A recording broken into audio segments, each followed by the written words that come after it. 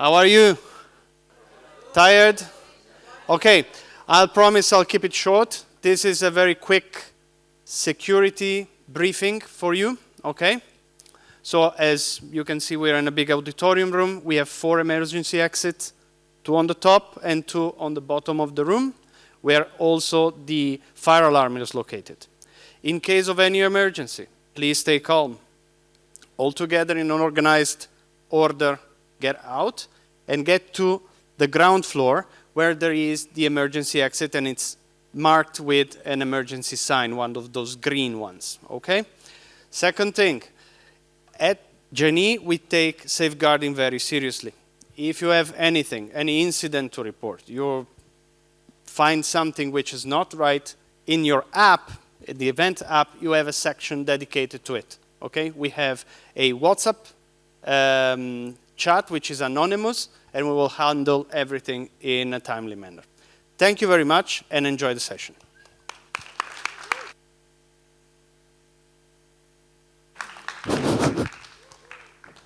Hello, everyone. Ready to rock these 2 days? Yes, ready? I think you must be tired after the rehearsals that you had. But before I will wish you good luck to the competition, I would like to also invite somebody on the stage. Before the FedEx Masterclass, I would like to invite Loran Geskens, the president of JA Alumni Europe and our board member. Loran.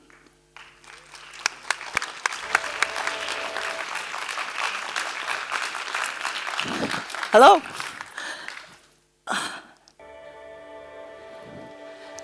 We are JA Alumni Europe, the network of former JA participants.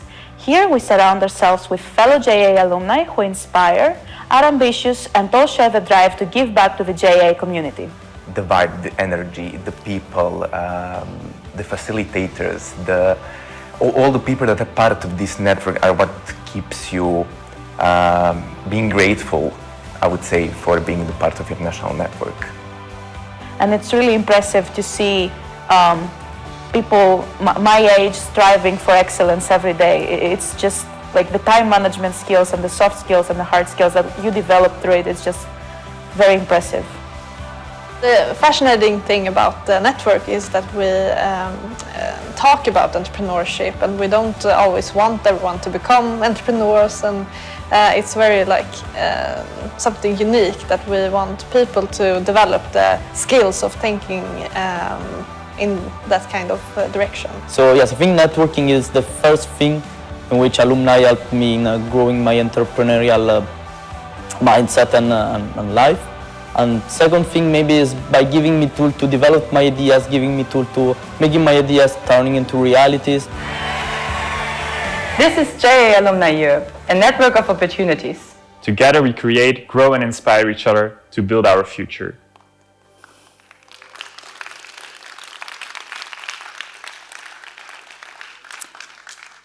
Looks like fun, right? Right?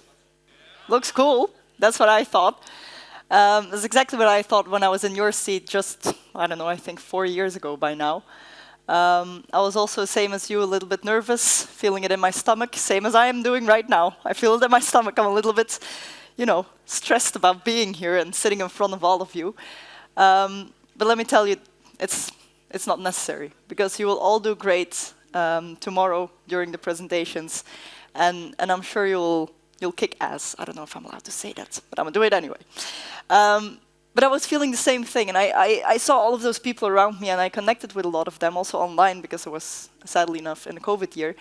And I met with so many amazing people, and I saw so many inspiring people, and I figured everything that I'm feeling, everything that you have hopefully also already experienced during the past hours and will experience in the next couple of days, is something that is so special and so unique. It's a very interesting atmosphere and energy of people that are all here together with their own ideas and their own goals and their own hopes to achieve something. And yes, you're competitors, but you can be friends as well. You can get to know each other, you can grow together, and this is something that I felt as well. And I did not want to lose that after this whole experience, Because yeah, sure, on Friday or Saturday or whenever you're flying home, you'll step on a plane and this will be over. It's the hard truth. And I know you don't want to think about it just yet. And don't. You have to enjoy all of those days 100%. But it will be over at one point. Or that's at least what you think, right? Because after this whole experience, that's when we come in. That's when JA Alumni Europe comes in. So we're a network of former JA participants. That means, just like all of you, we have gone through a program of JA. And we provide you with a lot of experiences and opportunities to continue your journey. We focus on entrepreneurship, yes, sure. But even if that's not exactly the goal of you, or if you don't necessarily want to become an entrepreneur, but you're just here for the experience, you're also welcome. We built an international network of like-minded people, so you can just build your network both on a professional level as well as on a personal level. Now, you might be thinking, yeah, sure, a lot of big words, but I'm not sure there's something for me. Well, let me tell you, we focus on 4 things, and there's something nice for everyone. First and foremost, it's the networking. We want to connect people. We want to create a sense of belonging, and we want to make sure that all of you feel right in our space and in our network. We want you to be able to connect to each other and really make sure that there's nice bonds forming. I know for now that there will be people that I met through my JA alumni journey that I will still talk to in a couple of years, that I will invite at my wedding and invite at my 40th birthday party. I'm for sure that there will be people because they lie close to my heart now, just because I met them through JA Alumni Europe. We focus on career growth, so really focusing on how can I actually take steps in my professional life. Hey, I'm just out of school and I'm struggling with writing a CV, or I'm not quite sure how I have to apply for a job. Don't worry, we got you. You're at the right address with us. Then leadership development. All of you are in a team. You have all noticed sometimes how difficult it can be to actually lead a team. So we'll try to help you. We'll give you some masterclasses. We'll connect with partners who can actually teach you cool things, just like you have been taught in the past year. We'll continue to do that. And then accelerating entrepreneurs. If you have a great business idea, if the idea that you will present tomorrow is maybe the idea that you want to continue in the future, we'll try to help you and make sure that there's not only the aid of actually stepping up, being on a stage, pitching it in the right way, but also the financial aid. And if you're now wondering, okay, sure, yeah, that's all nice, that's all great, I love that, but I'm not sure that's there in my country. Well, let me tell you, we have a couple of countries, as you can see, quite a lot, where we're actually active. So those countries, they have either right now have an active network or have had an active network in the past and are very much looking forward to you guys to refuel this network and actually take matter in your own hands to do those things. So if you see your own network, you can definitely reach out to them, and in either way, you can reach out to us as well on the European level.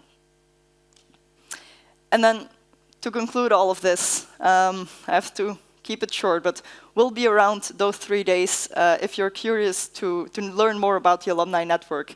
And if that doesn't convince you, we have stickers and mini games, so hopefully that convinces you to come around and say hi. But we would love to welcome you in the alumni network and just wish you a lot of good luck with the presentations tomorrow. Thank you.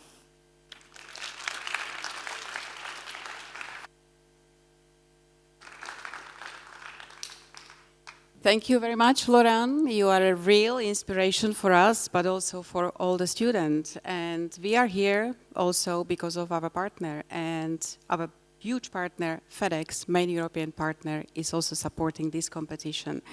We have a long-term collaboration with FedEx from 2007. And now, welcome to FedEx Masterclass. And I would like to invite on stage over the past 50 years, we've had a lot of looks. Now, we're one FedEx.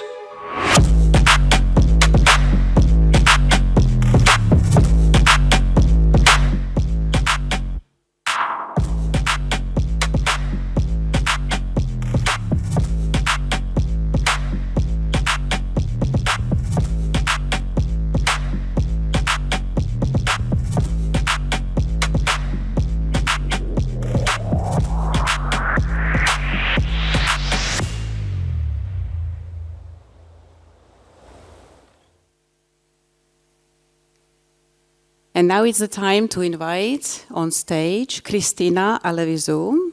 Thank you for joining us on behalf of FedEx. She's Managing Director, Customer Experience Operations at FedEx. So, can you hear me? Mic's working? Good. Welcome, everyone. Welcome to Jenny 2025. Welcome to Greece. How many of you have been to Greece before? Raise your hand. We live here. Okay. For the rest of you that you don't live here, let me teach you a Greek word, the word welcome. Kalos ήρθατε. Let me hear. Kalos ήρθατε. Perfect. Very good. So, how many of you know FedEx? Be honest, raise your hand. Oh, quite a lot. Okay. Have you also seen the movie Castaway with Tom Hanks? Yes, very good, very good. So, I'm Christina and I work for FedEx. Before I tell you about my experience in FedEx, let me tell you a couple of things about myself. Right after I finished the university, I joined the advertising industry. Was not for me. I left, I went to the other side, a very conservative industry, the banking sector. Again, not for me. So I said to my parents, I want to go for a master's degree. I want to do it outside Greece, and I want to quit the bank. And my father almost collapsed, because the stereotypes at that time for those people were that the bank is a good career for a woman. So I left and did my master's degree, and when I came back, I started working in TNT, which was then acquired by FedEx. So I started my career around the age of 26 in TNT.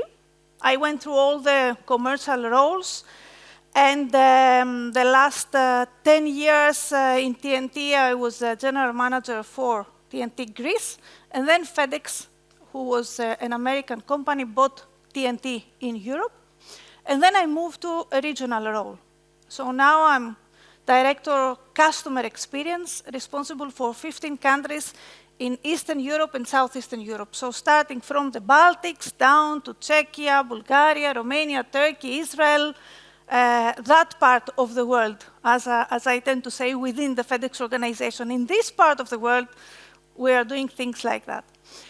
So during my career in FedEx, with the current role that I have, I had the chance and the privilege to meet people from many cultures. And this part of the world, those 15 countries that I mentioned, are countries very diverse cultures, different languages, different religions, and that is the beauty of it. And I enjoyed it a lot.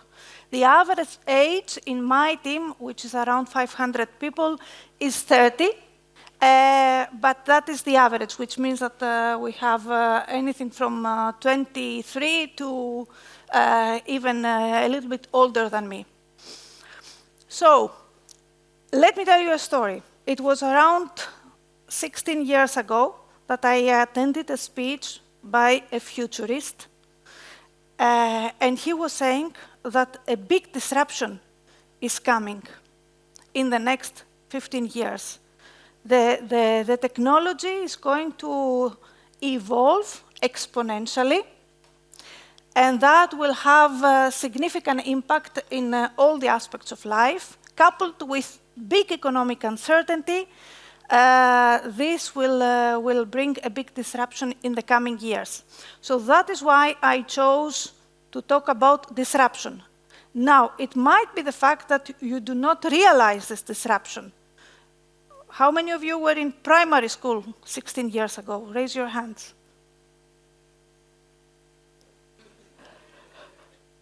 Older? You're older? Most of you, I would say, you were born during this disruption. And that might make it a little bit more difficult to realize why I call it disruption, why people in my age call it disruption. Those of us that have lived longer than 16, 20 years, we have seen the world changing. And the biggest disruption comes from the technological evolution. And technology has changed things completely for us. You were born within this technological evolution. We experience it as it happens. And this evolution, the artificial intelligence, robotics, the Internet of Things, and all this fancy stuff has changed a lot of the things that we used to know before. A lot of the leadership books that I was reading when I was at your age and I was studying will need to be rewritten again. Obviously, there are other elements that have caused disruption. Most of them are driven by the change in technology, like, for example, the ways of working. We used to work 9 to 5. Now, everyone prefers a flexible work environment. The younger the people, the more their preference for flexible work environment. I remember when I was at my early career, I had a manager that was insisting so much that 9 o'clock you need to be in front of your desk, ready to start working. So not everyone was very disciplined. So what I saw one day, 9 o'clock, he comes down at the reception, and everyone who was entering the reception 9 plus 1, he was giving a handshake, saying, "Good morning, you are classified as a visitor." So that's a big difference to what we have today in the working environment, where we're trying to accommodate the flexible preference and be flexible in the preferences of all the employees and try to put a different scheduling. Economic uncertainty, big disruption as well. I don't know how many of you follow the news and what is happening in the world. I don't want to mention the geopolitical challenges that we are living. The whole economic uncertainty that we have today is also bringing big disruption. And companies need to adjust, and they need to rethink their business models. And they need to see how they will not just survive, but thrive under the circumstances.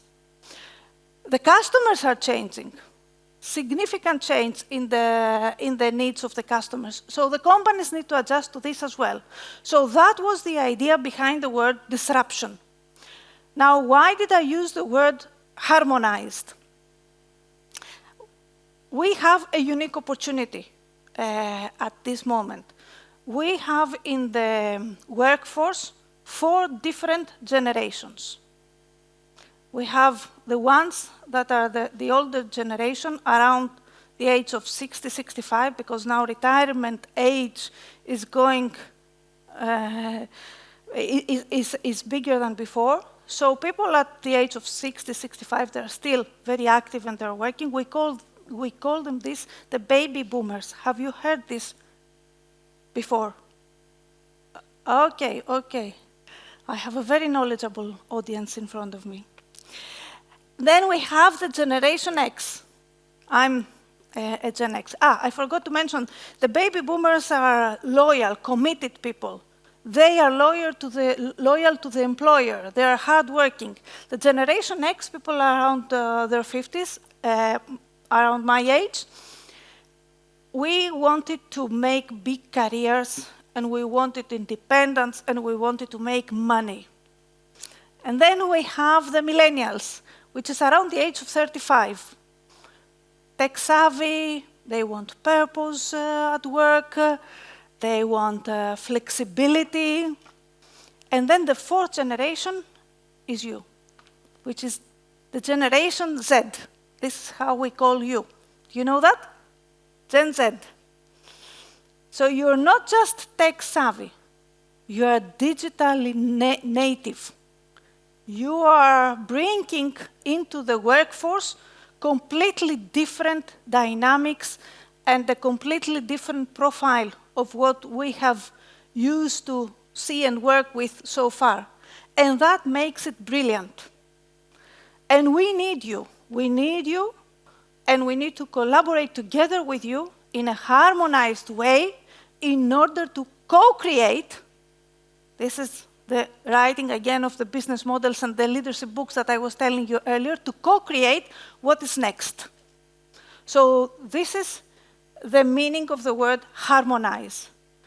Because the more inclusive a company is to the diverse workforce, and the more open a company is to different opinions, the better it will adjust, adapt, innovate, and not just survive, but thrive tomorrow.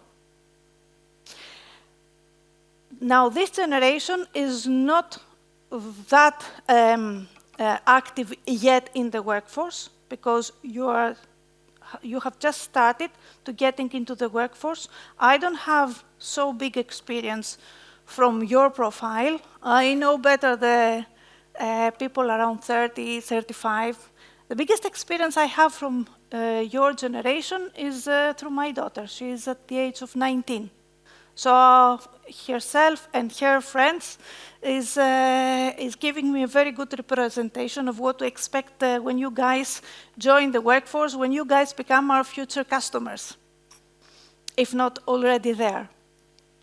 I remember when my daughter was at the age of 2, and for the first time she grabbed a magazine in her hands. She was trying to open the images of the printed photos like this, which was very strange for me.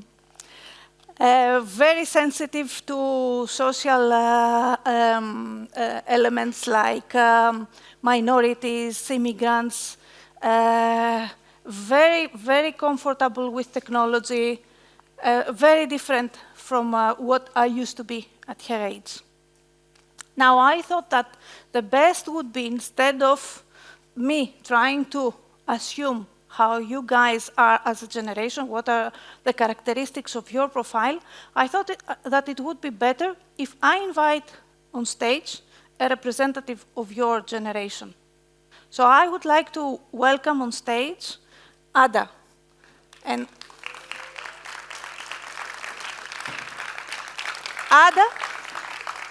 Ada is the CEO of LoopLab.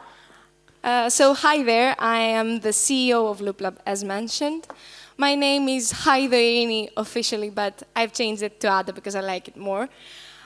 So one thing you need to know about me is that I'm a huge nerd. I love science, I love physics, and I love robotics. They are my life. I have participated in multiple competitions.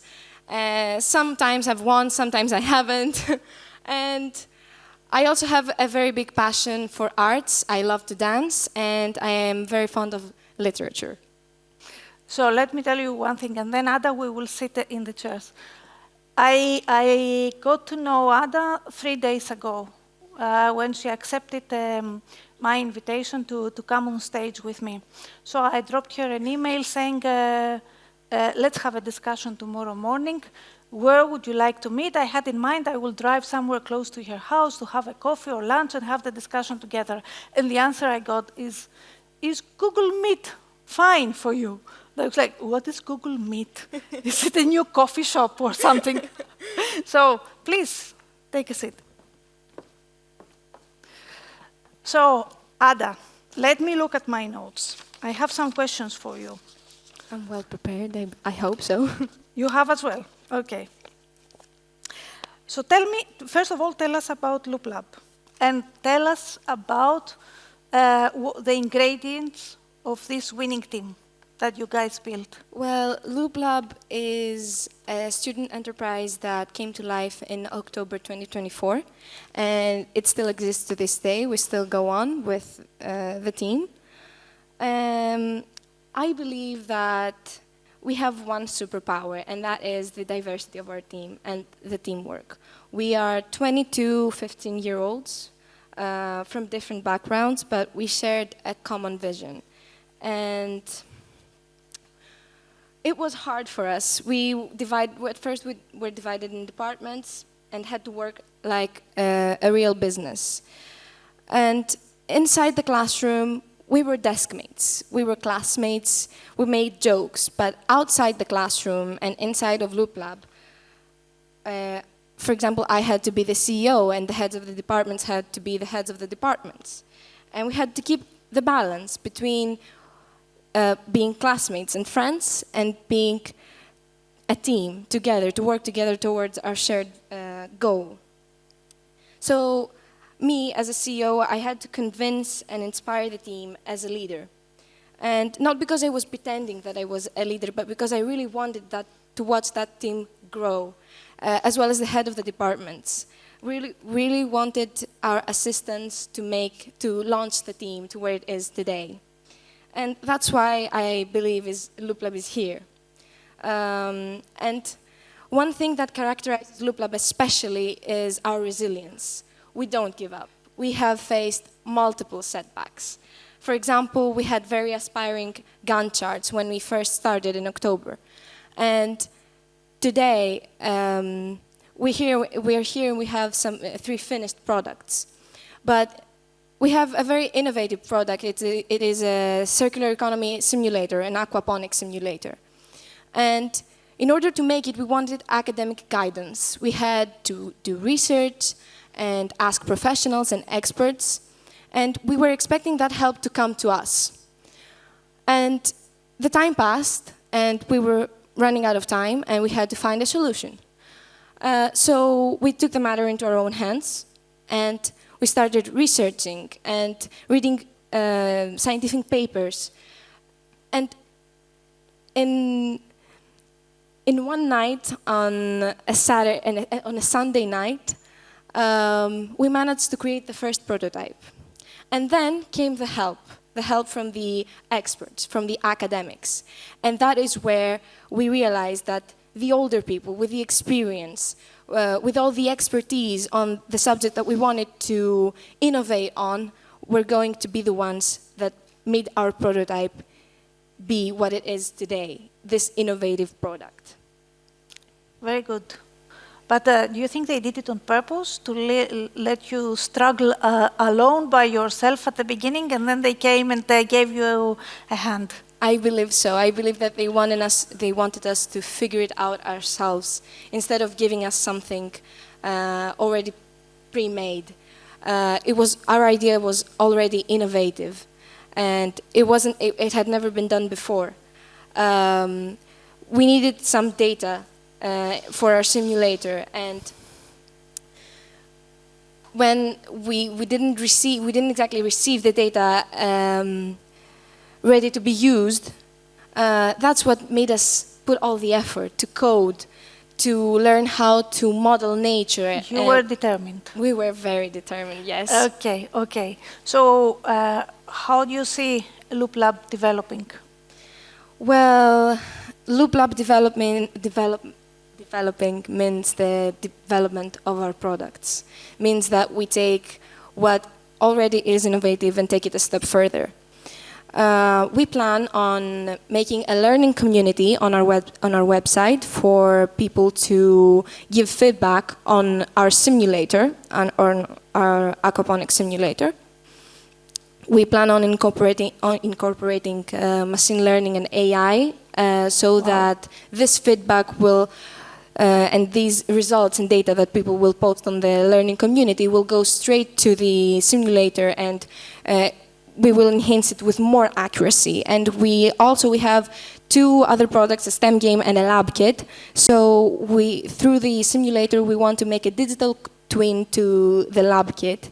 And we are currently, the adaptation of sensors is currently underway on the lab kits. We want to make it autonomous. We want to really connect it with the simulator, and we want to teach the simulator to be even more accurate than what we have researched to this day.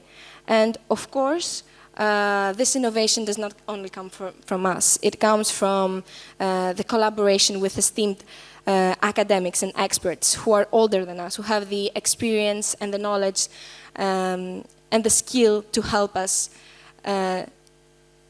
take this innovation a step further. Okay, and let me ask you then, what did you learn from the collaboration that your team had with people from the other generations? What did your team learn? Well, older generations have to offer the expertise, as I previously said. They have to offer the realism. When you're young, like us, we have a vision, a dream, we hope, and we have very big goals. And in order to achieve them, sometimes we are too aspiring. And the older people are here to ground us. They tell us that we can do anything that we want.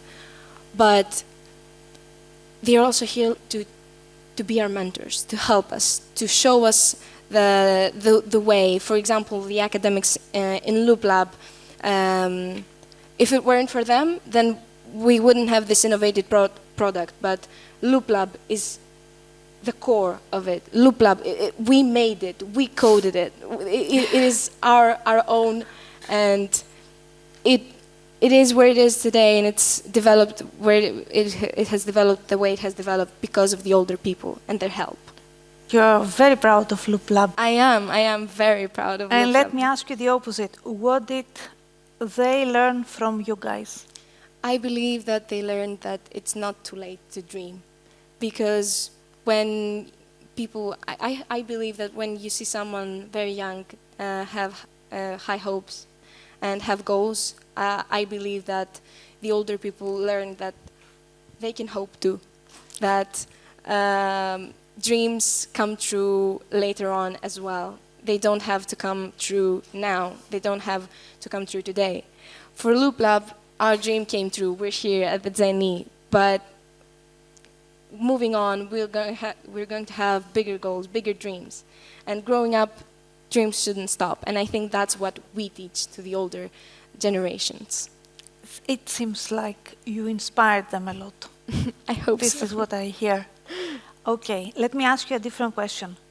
What is the ideal career path for you?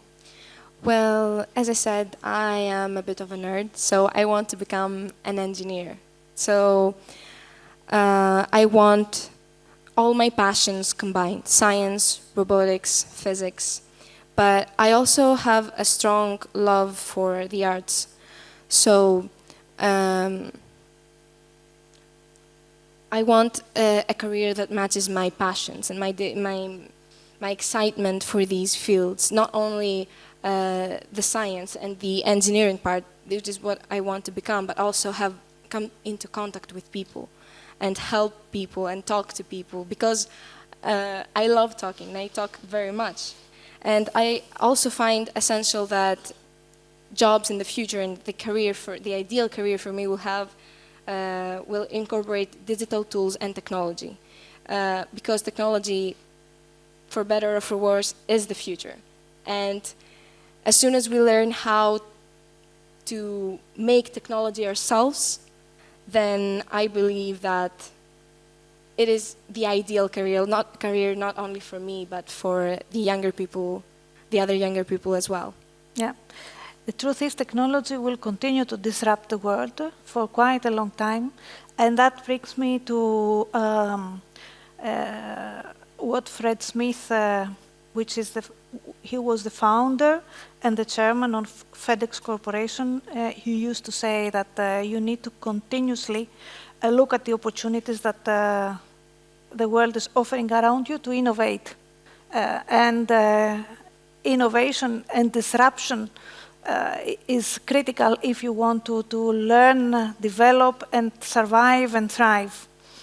And in this point, I would like to say a few things about Mr. Fred Smith. Fred Smith, as I said, was the person that founded FedEx Corporation almost 55 years ago. It was unfortunate 10 days ago he passed away at the age of 80. And for many of us, not only within FedEx, but outside FedEx as well, that marks the end of an era for the transportation industry. And that is because he invented the transportation industry the way we know it today himself, approximately 55 years ago.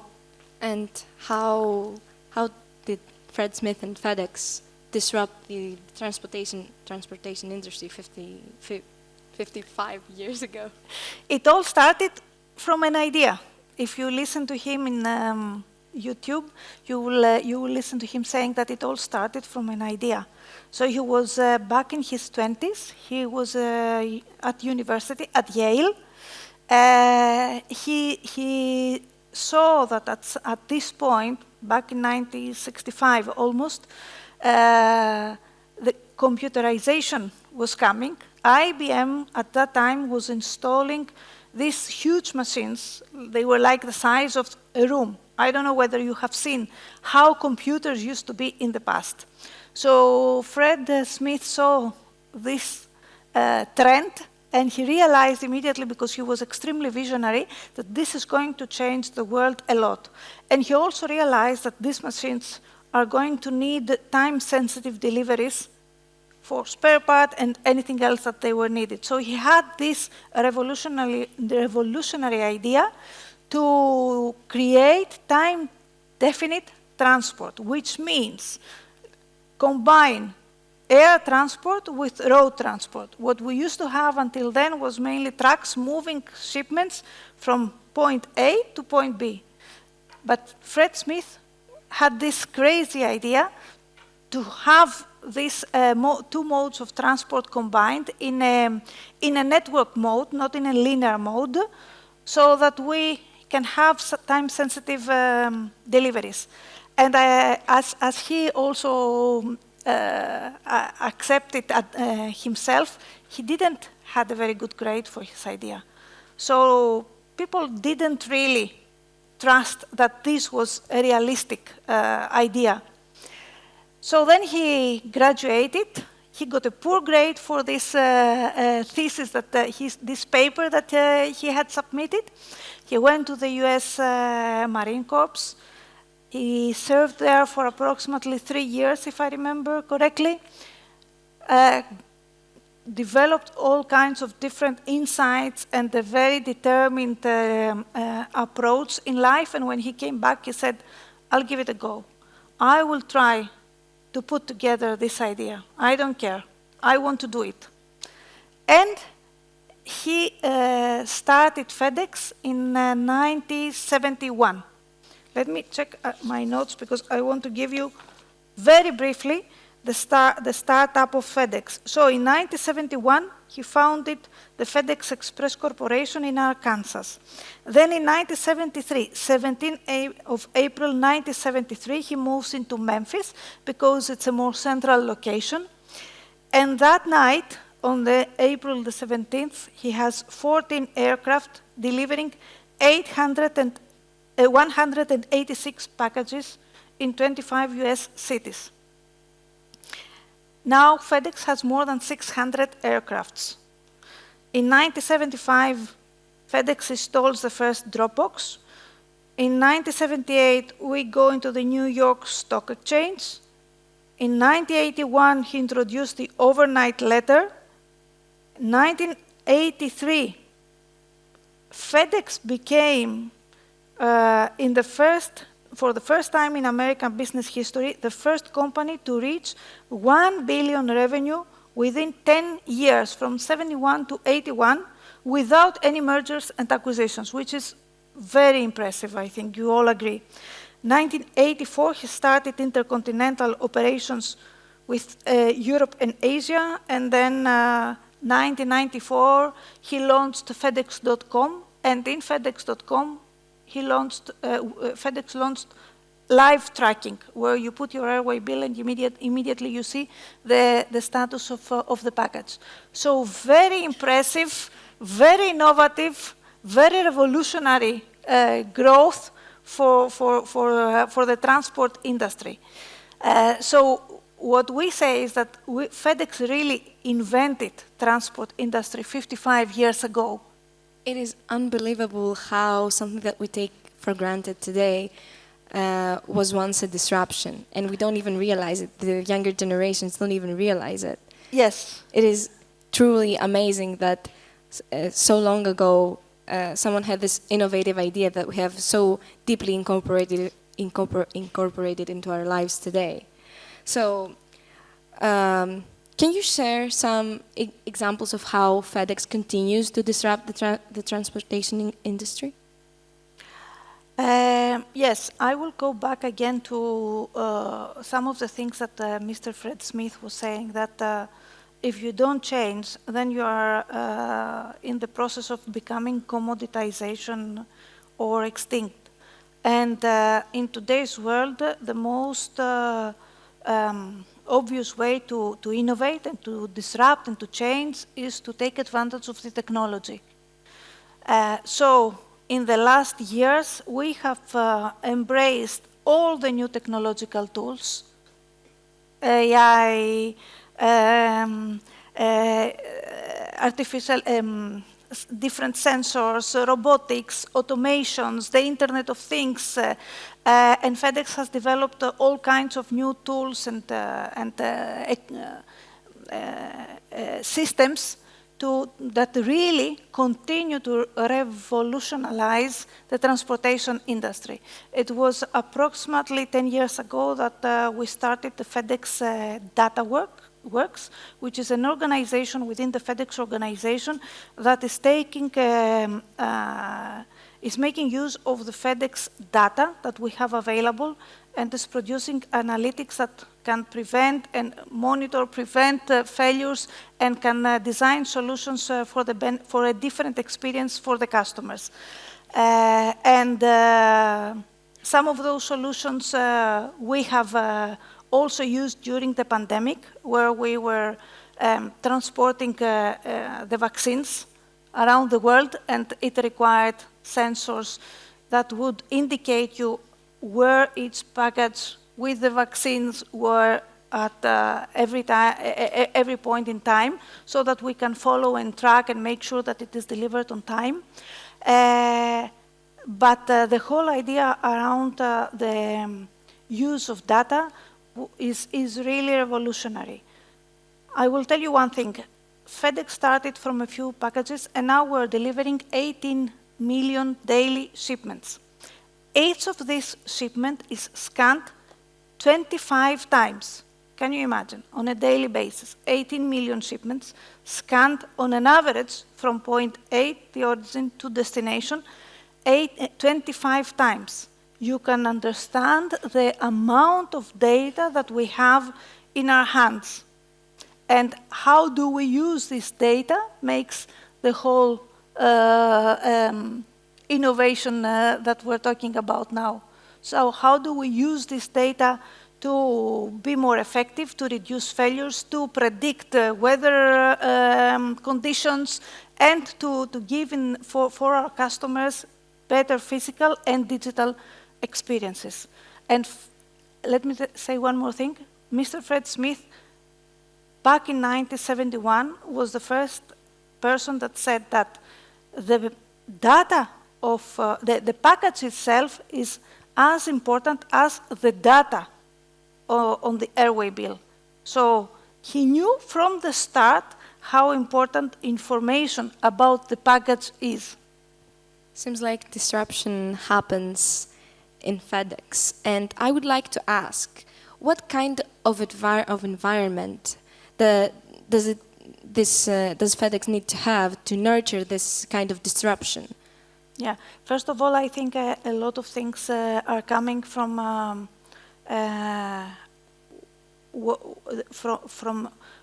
Fred Smith himself. He developed this culture, and these people don't grow on trees. You don't find them often next to you. You don't find often companies that have remained in the Fortune 500 for years as one of the most admired companies. So a lot of things, I believe, are in the FedEx culture because of him. And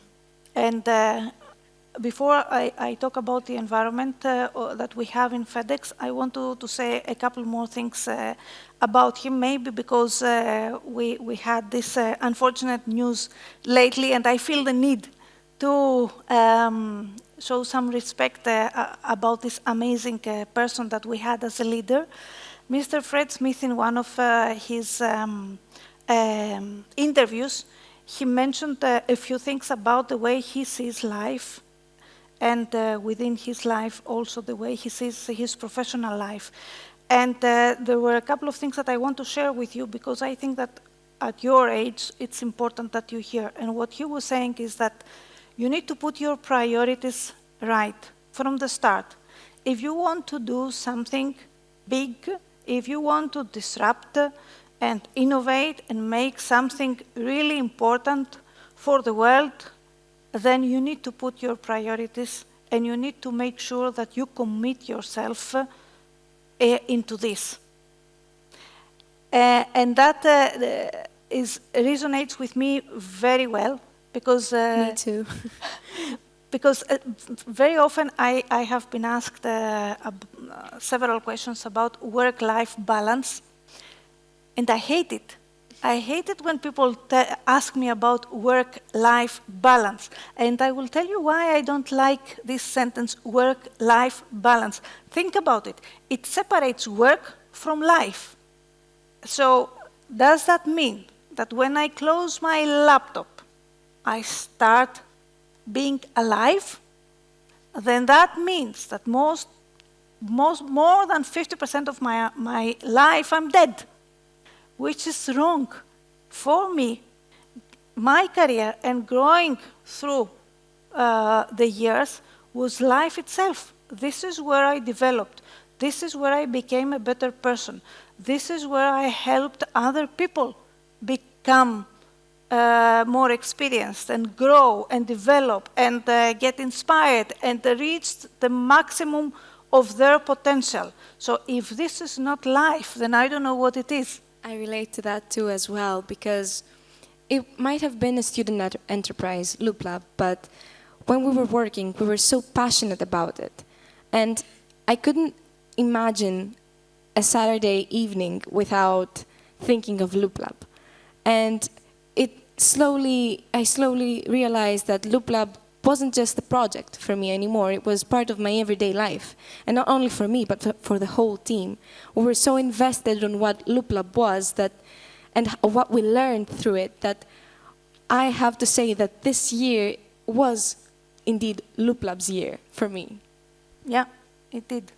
So you felt it during those days that you were working for Loop Lab? Deep down, yes. You felt the passion. This passion. You can't just not feel it. When you do something that you love and you have a vision and a passion, and you do something that you like, you can't just disconnect life from it. This is your life. Yes. This is, as I previously mentioned in my career, your career is your passion. So how can you separate your passion from your life? Yeah. Yeah. So this was his character. He lived for FedEx, and at the same time he had 10 children and 33 grandchildren. So he lived full, and he impacted the culture a lot. He was saying that in our culture we are embracing the different characters.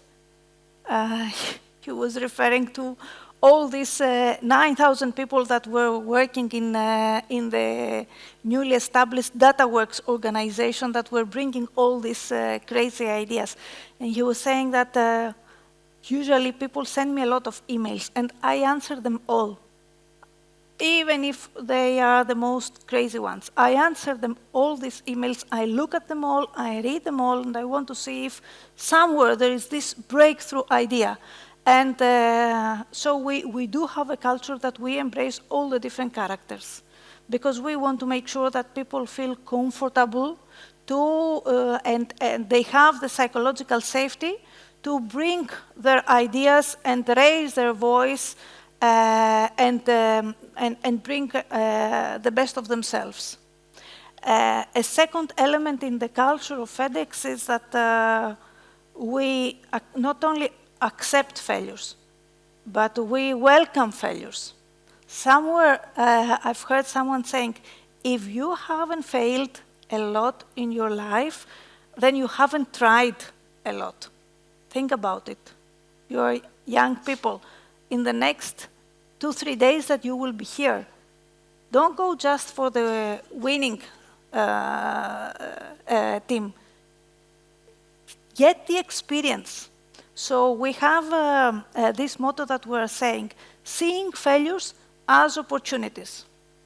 And we are confident on what we're doing because, as we are saying, even if we fail, the impact of failure is not going to be that big as usually people think. So it's fine to fail and stand up and learn again and do it again and use the feedback and the collaboration of the colleagues and say, I need help. This is the culture that we have, and we want to continuously embrace change. The change management playbook that we had, I was reviewing it recently because I'm involved in a project that is also bringing a big change. It's huge, very elaborated, and it's a guide step by step how to manage a smaller or a bigger change.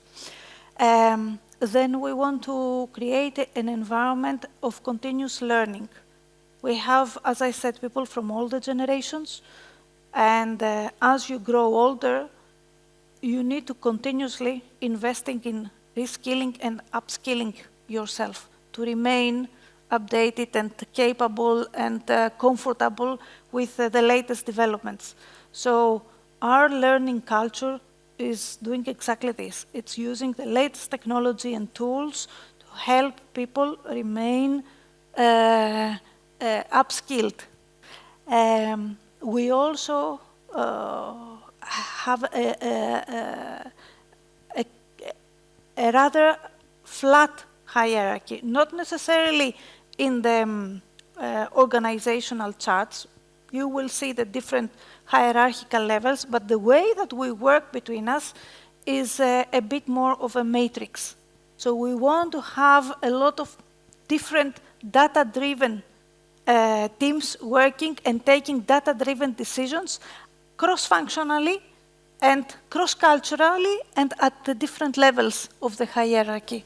I admire this environment, and I have to agree and say that I believe in failure. And I will share a personal experience. As I said, I have participated in multiple competitions. And most of the time I used to fail, and fail in robotics and fail in physics. Until one day, after my 7th or 8th competition, I won in physics, and then in literature, and now in entrepreneurship with Loop Lab. And I realized that, yes, I did feel happy when I won, and I learned through the journey, but I also learned so much more when I failed. And I learned to appreciate failure. So this is one of my takeaways from all of these experiences, and I agree at the utmost with what you mentioned about failure. Yeah, but we need to develop this as a culture. What I've seen in even us as parents, when the kid comes back from the football match, what is the first word that the father is asking? Did you win? Did you win? What would be a much smarter question? Did you enjoy? What did you learn? Did you have a good time? But this is a cultural shift that we need to do as a society. And as generations. It's your opportunity, guys, to help even the older generations change. So next time that your father or mother asks you, did you win? Say, Mom, this is not the right question to ask me. So challenge back and share your learnings. And appreciate failure. And appreciate failure. And before we close with that question, I want to say one more thing that we have in our culture. that I don't want to forget because it's very important element of our culture. It's a very customer-centric culture. We have a saying that customers define quality. And because customer needs are changing, we need to adapt and meet their needs. So we are using all the tools and technology, and we have our eyes and ears open to listen to what the customers are saying. As a customer, I admire that. Well, I have one last question for you, and it is, what would be the advice that you would give to this audience on how they can become, we can become disruptors? The first thing I would give you is to focus on something that you like and you are passionate about, and do it to perfection. But you need to like it. You need to enjoy it. If you don't enjoy it, then you are on the wrong thing. Find something else. So focus on what you believe, on what you believe, on what you like, what you are passionate about. Do it to perfection. The second thing is that no one can achieve things by themselves. So have your ears, eyes, and mind open and learn from the people around you. All the different generations can give you different help, different advice. And the third is, don't be afraid to fail. Give it a chance. Believe me. Failure is not as bad as it sounds in our ears. When it happens, you realize that. So if you follow these three advices, I can guarantee you, you will never feel like you've been to work and you were not living your life at the maximum. Well, thank you for the inspiring words. I also have a question from you, for you. Let me hear. What are your takeaways from today? Well, first of all, that generations, the older generations shouldn't lead. They should co-create with the younger ones. This is one of my takeaways. And I also, as I previously mentioned, I also believe that we need to give failure a chance. And we need, one thing as a conclusion that I want to make is that the older generations shaped this generation, our generation. Gen X shaped Gen Z. And we have some expectations, and they have some expectations. And our goal is should not just be to live up to the expectations of the older generations or the younger generations, but to coexist. Exactly. To cooperate. Exactly. Thank you. Thank you very much, Ada. Thank you for your invitation. So, any question from the audience? Anything that you would like to ask Ada or myself, guys? What? Sorry, I didn't hear that. What was that? Ah. Okay, okay. That's good to hear. Anything else before we close? Okay, I would like to thank Ada very much for being here on stage with me. And I want to wish you fantastic 3 days. And I really hope that, I'm certain that this generation is going to help us disrupt things and co-create much better world together. Thank you very much, everyone. Enjoy the 3 days. And good luck to the teams that compete tomorrow and the day after. Good luck. Good luck.